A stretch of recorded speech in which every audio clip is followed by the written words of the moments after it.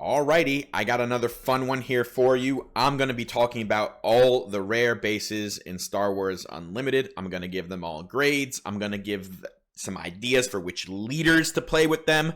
Now, a lot of them are not very good. I think we know that already. And some of them are kind of crazy, and we know that too. But I want to take a look at all of them, do a deep dive. I think rare bases are really interesting. I think they do open up some deck building options.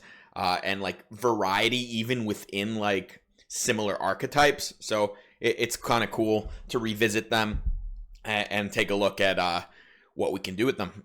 Before we get going, please hit that subscribe button. It helps out a ton. And if you're looking for some more content from me, do check out my Patreon. The link is in the description. All right. So table of contents pretty easy this time. Gonna grade every rare base. We're gonna start with the lowest grades and then go all the way to the highest. And then for each base, I'm also gonna put up a few leaders, if I could think of any, that I think might pair with them. This will probably be more interesting for some of the underplayed bases versus the ones that we kind of know that have been established. And lastly, this is for fun. This is not like one of the more hardcore meta review style videos. Let's get to it. Grade F, Shadow Collective Camp. The red base that draws you a card when you deploy a leader. 25, right? So you have 25 life. This costs the same as Tarkin Town. Oh boy, does this not do anything ever. This is definitely the weakest base in the game. I don't think I've ever built a deck with this. Look, drawing a card is good. I don't think it's remotely worth losing 5 life for, especially when you're not going to cash in that card for a few turns. You have to wait for your leader. This does not hit the spot, and it competes with one of the best bases in the deck. Spoiler alert, so no good. But I have a couple ideas. Previsla, who says if you have 6 or more cards in your hand, he gets +2/+0. And if you have 3 or more, Saboteur, right? So when you flip him and you draw a card, if you also built with some other card draw in mind, potentially Aggression, the double red card, if you use that the turn before to draw a card, maybe one other card draw, or you skip the turn or something, then he might flip into a 6/6 on the as a 5 cost, which is big. Yeah, that I got that. And then Admiral Trench, I think it's hilarious because you can deploy him over and over again. So he draws you a card when you deploys off of his own ability and off of the Shadow Collective Camp. So if you never want to run out of cards, you can do this, but I promise you will be dead before you do this even twice, most likely. So it's more just a theory than something actually that you can pull off in a real competitive game. All right, at D, Nabat Village, this 27 health yellow base that lets you start your game with 9 cards in your hand, but you don't get a mulligan. All right, so I'll be very brief with like the math aspect here. This card makes you less likely to have a turn 1 play than if you had a mulligan. It makes you more likely to have exactly two cards that you want in your hand. So 2 card combos, your percentage goes up marginally. It's not very large, and it goes down a little bit if you just like want a turn 1 play. So it's very hard to quantify its value versus the 3 life. You're gonna hear me say that about this base and 3 others, right? All the new bases from this set that do something. Either you start with less life and you have some like more agency over your deck or your opening hand, versus more life, but your deck is larger or your hand size is smaller. So in all of these cases, it's very hard to actually quantify. Like, we know mathematically, like I said, you are less likely to have a turn 1 play, but more likely to have 2 cards. I know that, but what I can't know is like whether or not it's worth 3 life. And I don't think I'll ever know, but on a lot of these, it's a vibe check. I don't think Nabat Village is very good. I don't think it's worth the marginal percentages you get for maybe a 2 card combo are worth the 3 life. Life is an incredibly valuable commodity. It's not just about like, oh, look, I lost because I got to 28 or something. It's also the situations where you lost because your opponent had like a 5 power unit and you were at 22, and because you didn't have 30 life, you had to like claim early, and then your opponent got to deploy a full turn without you doing anything and stuff like that. So I don't like this base. I don't think it does very much, but a couple ideas here. Gar Saxon, for instance, with Nabat, especially if you're trying to do something like Krennic into Krennic's Shuttle, right? That's a 2-card combo that's very powerful in Gar Saxon. You get a marginal increase for that to be your opener. If you do that, Wedge, right? Like increased chance for like good ship plus Chewbacca or something, like if that's in your wheelhouse. But for the most part, I think you should skip this one. I got another D here. This is Pow City. This is the blue base with 26 that gives your leader +1 health. I don't know. I don't see it. There's very few blue bases, like based leaders right now. There's not a lot that even use a blue base. There's blue leaders, but not so many blue bases, and the ones that do probably don't want to give up 4 life for 1 health on their leader. You would really want a leader that just like absolutely needs to stick around, and like it crosses a very specific break point, and then you also need blue to be the color you want. It just really hasn't added up. I don't have like much else to say about this. I just don't think the card is very good. I had like one idea with this with Quinlan specifically, because going to 8 health actually makes him dodge the famous Quinlan Plo Koon play, which does one-shot all the 7 health 5-cost leaders, and you can flip into a 3/8 and become incredibly resilient against other Quinlans, which is kind of interesting, but at the cost of 4 life, it's unlikely to ever be good. And then the last grade D base is the Thermal Oscillator, the other 27 health base that works similar to Nabat. In this case, your deck size is increased by 5. So what this does, it just makes you more likely to see any card in your deck by a small margin, right? You've trimmed 10% of your deck, so you're a little more likely to see any specific card. Once again, I can't tell you for sure that the 3 life isn't worth it, but on a vibe check, I don't think this base is good at all. I think this is actually might be the most overplayed card. I see this getting brewed a lot in various decks, and I think it's basically always wrong to put this in your deck instead of something like Tarkin Town or even a 30 health base. Where this would shine is if there was a true combo deck in this game that just required very specific cards at very specific times, and like the kind of combo deck that when you pull it off, you win, right? And like not just, oh, this was cool, but like, oh, I won the game because I hit my combo on turn 4 or whatever. So like the 2% whatever chance you have of drawing that card is making you basically win at that percent clip.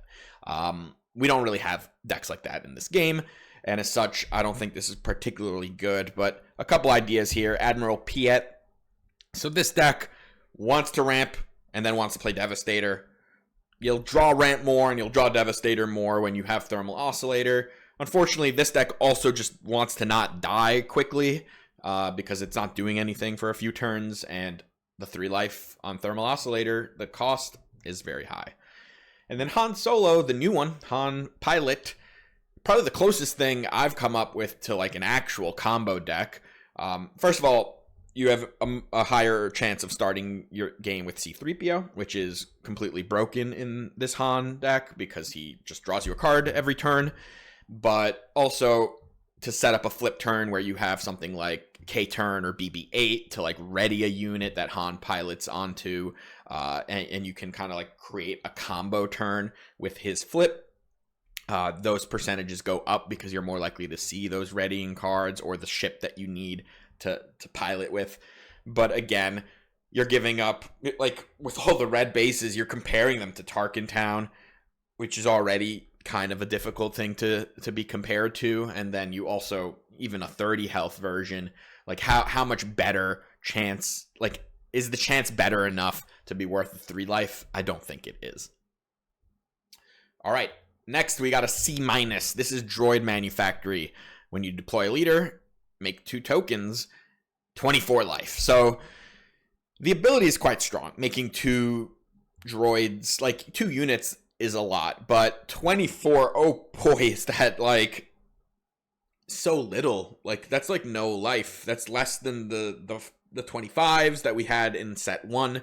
This is a tall order because it's also a setup. Like, with all those bases that in the first set, the 25 life ones, even the ones that don't get played very much, like Jeddah or Security Complex, they affect the board and they like create value trades, right? Jeddah can shut off a unit, saving you life and then letting you kill it. Security Complex lets maybe one of your units kill one of their units for free, so you keep board. And of course, we know Tarkentown and Energy Conversion Lab, those are tempo-oriented plays. They help remove units. They help protect your life total and get advantage.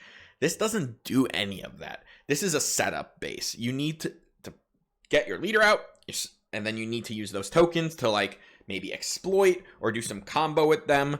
And boy, is 6 life a lot to give up for a setup for something that is not really going to be board impactful. But there is something to do with this. I mean, Captain Rex is the primary one, and there is a Captain Rex Unity of Purpose Droid Manufactory deck. It's a major glass cannon deck. I do not think it's like some meta breaker or particularly like highly competitive deck because it's very easy to disrupt, but it does do some very crazy things with Unity of Purpose. And like when Captain Rex flips, he will make you 2 droids. He'll also make a clone. So on his own, he creates 4 units when you flip him, 3 of which have different names, which of course matters for Unity of Purpose, but also for things like Attack Pattern Delta, or if you're going to throw any exploit cards into the deck. But you need to be able to win very fast after that because you are a 24 life base, and that's really where the combo nature of like flipping into Droid Manufactory plus Unity of Purpose or Attack Pattern Delta or whatever it may be comes into play, because you're not going to race, like even with Unity of Purpose, you don't actually race the other the other aggro decks. Like Sabine will kill you before you kill them because it takes you way more actions to do all the stuff. So you do have to like find ways to interact or have some sentinels played in there. Of course, when you play Unity of Purpose and you have your full board with like the 4 units that Rex made and then maybe one other, and everything gets like +4/+4 or something, you do often just one-shot your opponent. It's just so much of this deck is easy to disrupt. But Droid Manufactory does work very cleanly. It has helped enable this, at least as like a fringe archetype. And I'll say it again, Trench, it's hilarious. You can get the droids over and over again, but just like with the red base that draws you a card, you will be dead before any of that even matters. But it's fun. All right, at C, I have Jeddah City. 25, yellow base that gives, with an epic action, -4/-0. You know, it's a little slow, so unlike something like Energy Conversion Lab, which like steals the action by giving ambush and doesn't actually cost an action, this is a little slow, which means sometimes your opponent can interact between you doing this. At its worst, though, it does still save you 4 life-ish, so it's not like it costs a ton, but ideally what you do with this, of course, is get a value trade, right? You shrink something that hasn't attacked yet, so it can't hurt you, and then a unit that you play that turn can then kill that thing. And like, I think the base is fine. 25 life, again, is a lot, and it is a little, I guess, and it is a big cost for all the 25 health bases, which is why we even sometimes see the really powerful ones like Energy Conversion Lab, for instance. Even that one doesn't always get played as a green base because 30 life gives you a lot more breathing room, avoids those check situations that I talked about earlier. So with Jeddah City, my favorite stuff to do with this, Kylo Ren in a yellow deck. I think Jeddah is really good there for a few reasons, because Kylo is kind of small when he flips, and sometimes he can be held in like check himself, right, by another unit, but you can Jeddah before you flip him to clean to give you a clean flip. Then you can maybe remove the unit that was threatening Kylo so that he might stick around for another turn. And even more importantly, sometimes it's the action churn. It's actually good that this costs an action, because we were playing like a weenie spam deck and we're trying to like out action our opponent to create a clean flip for Kylo so that maybe you can stick some lightsaber on him before your opponent can interact. But you need to be able to churn enough actions, especially actions that are cheap, right? And this is free, so it doesn't cost you any resources. So you can do this, you can use Kylo's leader ability as a free action, you can play a 1-drop, and that's already 3 actions that you've been able to take while keeping up 3 resources for the Fallen Lightsaber. So Jedha has been very good, I think, in a Kylo yellow deck. And then the other one is Grand Inquisitor, and I think what's nice about this is you can basically, it's a makeshift way of killing your opponent turn 1 play, because you can play your unit and ready it that same turn. So you play a guy, your opponent plays a guy, you Jedha their guy, you ready your guy, and then you kill their guy. I said guy a lot there, but you get the point. You kind of created, you used it as removal, the same way that you often use things like Energy Conversion Lab in Tarkin Town. And Grand Inquisitor works really well with Jedha because of that, because he can turn any unit into essentially a slow ambush into a Jedha City target, and that Jedha City target won't hurt the unit back, which, it takes 2 from the Grand Inquisitor ability, but that's similar to like how when you ambush with Energy Conversion Lab, you take damage back. So a very similar concept there. All right, another C here. I've got Petranaki Arena. Each leader you control gets +1/+0. Also 26 health, and I think this one is a lot better than the blue one, because this is aggressive and not reactive, and that's where you want to be when you're losing life, right? You want to be aggressive. You don't want to be a defensive base that gives up life, because you're a defensive deck. You don't want to give up life. So this helps with breakpoints in some very specific situations, and that's nice. And like, for instance, if your leader gets 2 attacks off, so you got 2 damage from your leader or something, is that worth 4 life? Potentially. It's hard to always quantify that, but where I've found it to be decent is with some cheap cunning leaders like Asajj, which can now flip into a 4/4 instead of a 3/4, so she has a much more relevant and aggressive stat line, especially with her on-attack ability, so she can actually hit for 5.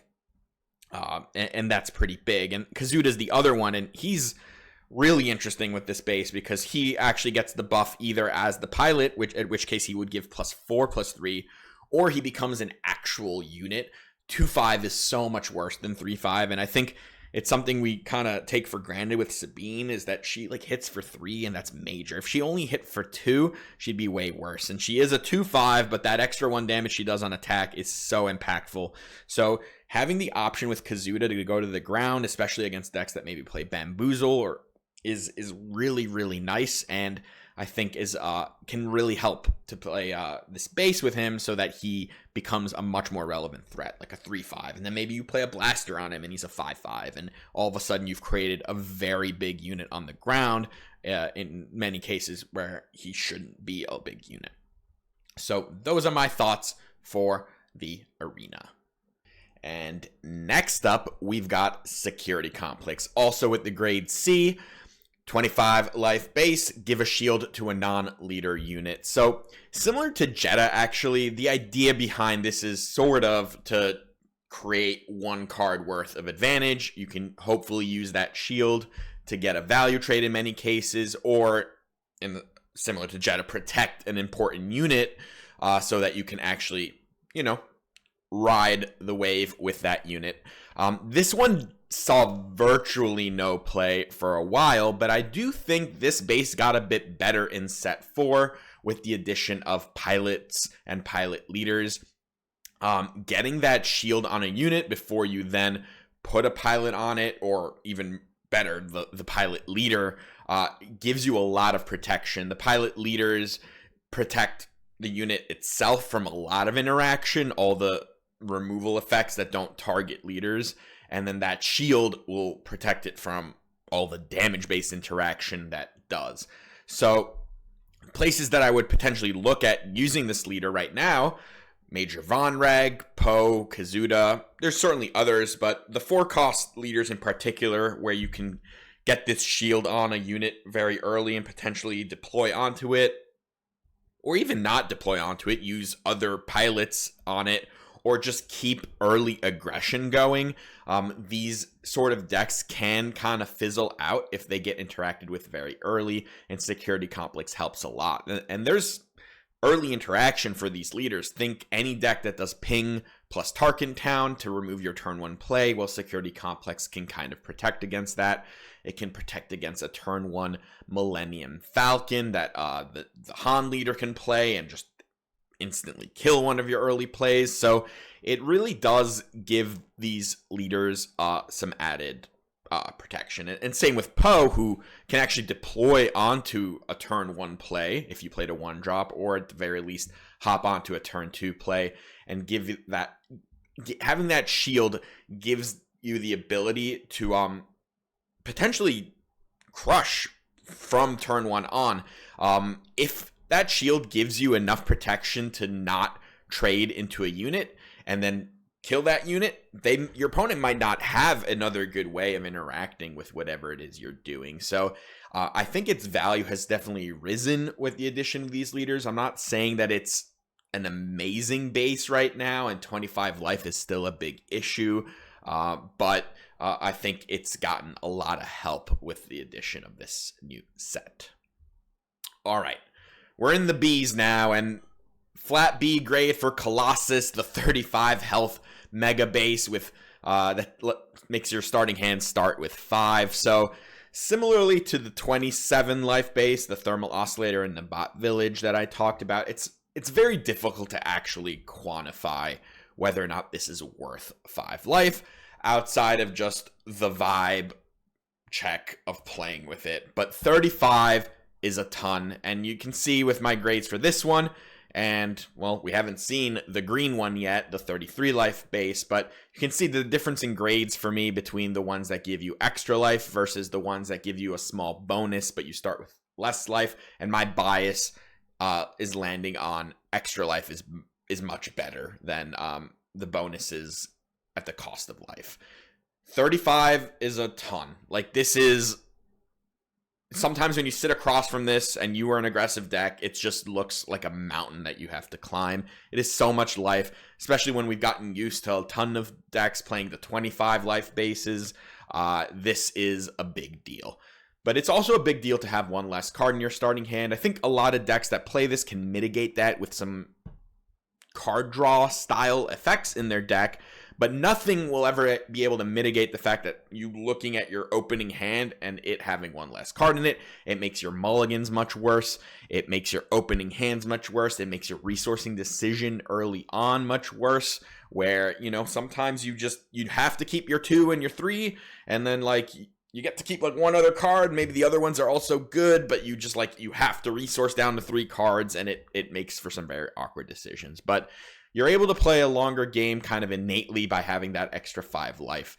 And where it probably hurts the most against discard decks that already go after your hand, that starting with less cards is a big issue.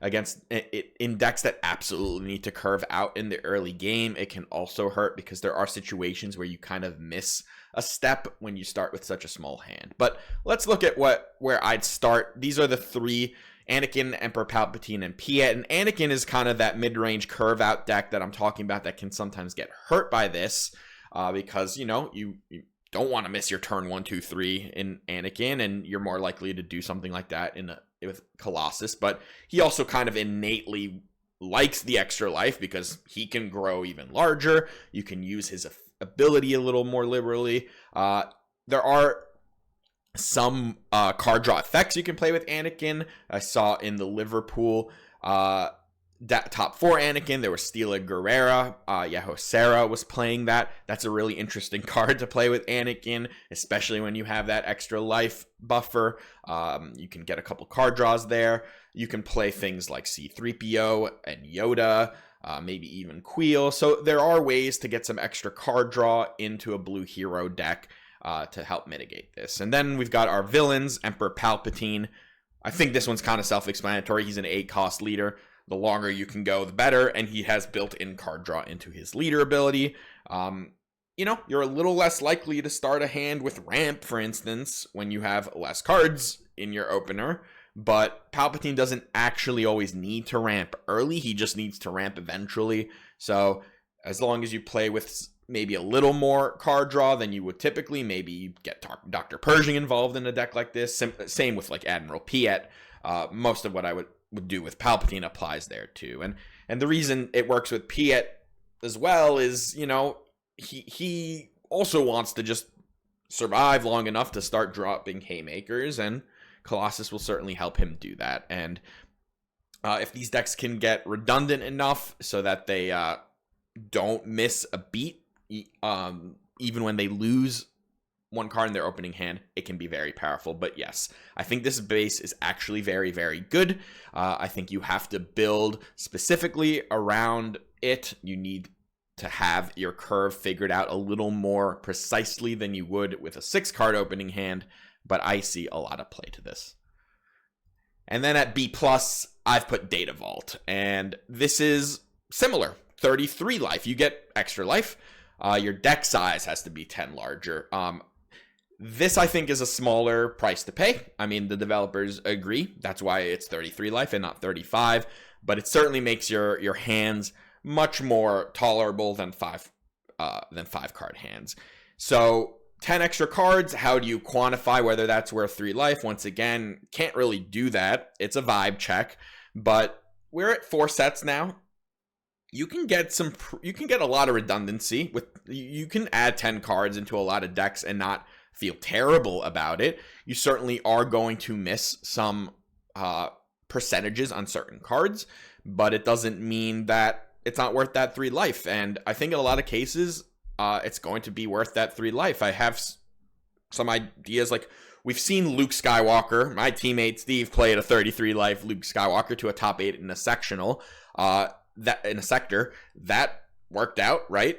Yes, you're less likely to draw Luke Skywalker the card, but these hero green mid-range piles are very redundant. You can do it with Rey as well. They're just pretty redundant decks, and it can work out, right? 3 life. I think similar to Colossus, it's not just about the games that you win. When you get to 31, you can say, hey, look, I won this game at 31 life, thus this was better than the 30. And like same with Colossus, right? It's not just about that. It's those situations where your opponent might have been able to defeat you had you from a lower life point. Let's say you're at 24 and your opponent has a 6-power unit in play. These are like situations we call check in this game. Your opponent has put you in check with this 6-power unit. Can you kill it? If not, you basically have to claim immediately so that they won't have first action with it. Well, that no longer puts you in check when you have 33 life with Data Vault or 35 with Colossus. All of a sudden, you're not in check. You can play a card. Your opponent then needs to probably do something because just claiming early wouldn't one-shot you. And all of a sudden, you're playing a different game. And maybe you win that game with 26, 27 life on your base. And then you look back and you're like, well, I would have won that with 30. Well, you wouldn't have, right? Because you wouldn't have been able to play a card that turn. And these are the kinds of game situations you should really pay attention to when you're playing with Data Vault or Colossus. Or even the lower life bases, the 27 ones, because those are bases that you will end up in check way earlier in a game than you otherwise would have. So it's not just about, hey, look, in X amount of games, I survived at 31 or 32, and I would have lost if I had 30 life. It's also all those games that, well, they didn't get me to 30, but they could have. They just had to do something else because getting me to 30 wasn't enough. Other decks that I'd look at, actually Kira. Like, you know, I understand that Kira is a ramp deck, and you're less likely to draw resupply and super laser tech, but with 33 life, you can go much longer into these games. It might not be as required to draw ramp for turn 2. You're about 7% less likely to draw ramp in your opening hand if you have 6 copies in a 60-card deck. So do with that what you will. 7%. It's not nothing. That's pretty significant. But does that mean that it's impossible that it's correct? I'm certainly going to try it, see how it vibes for me, because I'm not going to be able to tell you exactly whether or not it's worth it or not. All right, let's get into the last 2, the heavy hitters. Grade A for Energy Conversion Lab, the Ambush base. So this base, was certainly the best base in the game when it came out, and probably through set 2 as well. The last one at this point, we know it's going to be Tarkentown, but between those two, they were certainly the best two bases to start, but I think Energy Conversion Lab had a much higher ceiling, and also with the release of set 2, there were some crazy new ambush units in Poe and Wrecker that came out and really catapulted this base in power level, especially in something like Sabine. But this base has been around. It's been around in green villain decks, Bosk, Kira, Krennic, bases, decks like that. It's been around in Sabine, in hero mid-range, in hero aggro decks, usually paired with red, although not exclusively. But this base, I think on pure rate, it is probably the most powerful thing you can do, but I think the developers have also been very cautious with units that cost 5 and 6 in this game. We saw the absolute craziness that Poe and Wrecker could do with this, but since then, I think it's actually felt kind of tame in terms of what new units we've gotten. I think in set 3, we had the Darth Maul unit, which can be very good with an Energy Conversion Lab, but not game-breakingly good. We had in set 2, Lone Pike came out. I think that's one of the best ambush units that Villain has access to, especially because of how early it can ambush with only costing 4. But we can certainly get a new unit that will be crazy with this eventually, and it might jump back into first place. But whereas Tarkentown was started to synergize more with leaders, Energy Conversion Lab's synergy is with whatever units get released. And I think that's why we started to see a shift towards much more Tarkentown play, because we started to get a lot more leaders that work really well with it. But ECL is certainly an all-star. Mentioned it already. Sabine, you can do this similar stuff with Poe in hero, but red, green hero, the ambushing stuff with Poe and Wrecker is crazy. I mentioned Lone Pike for villain. That's notably done with Kira, but can be done with Krennic as well. There's other good ambush units, especially with Krennic. You could do Death Trooper and ambush for 6 for 3 cost. And then there's red-green villain that can use this, but what you really always need to look out for with Energy Conversion Lab is what are your ECL targets. You usually want 6 to 8 in the deck that you feel comfortable using this base with, and you also hope that those units aren't complete duds after you've cashed in the Energy Conversion Lab. So it's very much a build around base, but it's not a build around leader specifically. It's build around the units, and then you find what leader works the best with the units that you want to ambush. All right, last A+, it's Tarkentown, and this base was also getting a lot of play in set 1 and 2, and oftentimes it was mostly because it kind of was the easiest way to counter the Energy Conversion Lab play. They would ambush your unit, you would Tarkentown whatever they ambushed, and you live to fight another day. And, similarly to Jeddah or even Security Complex, the idea behind Tarkentown was that it was one card to kill one of your opponent's cards. But it works much cleaner than Jeddah and Security Complex because it just does the thing, whereas there's counterplay to Jeddah and the Complex. They could, you Jeddah something, but then they might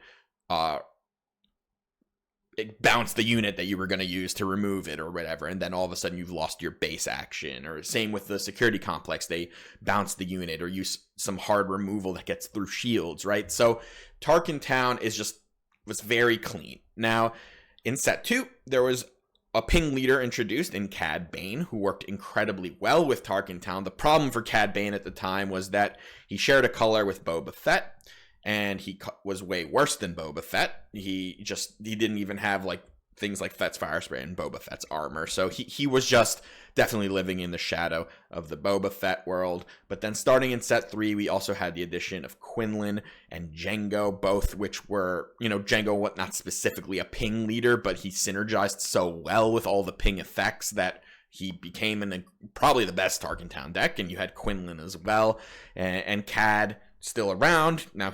And all of a sudden Tarkentown really started to explode in play rate there, and it kind of continued into set 4 where Jango reigned supreme. Jango's banned now, so that's no more Tarkentown for him, but Quinlan has proven to be an incredible deck as well, and Cad Bane now with Jango also not in the picture will probably increase in play rate as well, and Tarkentown works really well there. We've got new ping leaders in set 4 with Luke and Asajj. So there's a lot to do with this, and even non-ping decks play this sometimes because it's just such good value. Like, anytime your opponent takes a value trade or ambushes one of your units with something, you can then finish it off, and you kind of like clean up you like undo the value your opponent gained. So Tarkentown versus ECL, like Tarkentown has just gotten so much better over time with the release of all these leaders, whereas ECL has mostly not been getting any better because the best ECL stuff mostly all came out in set 2, and nothing like major for ECL since then. But I could see both of these bases kind of going up and down depending on what releases and meta context.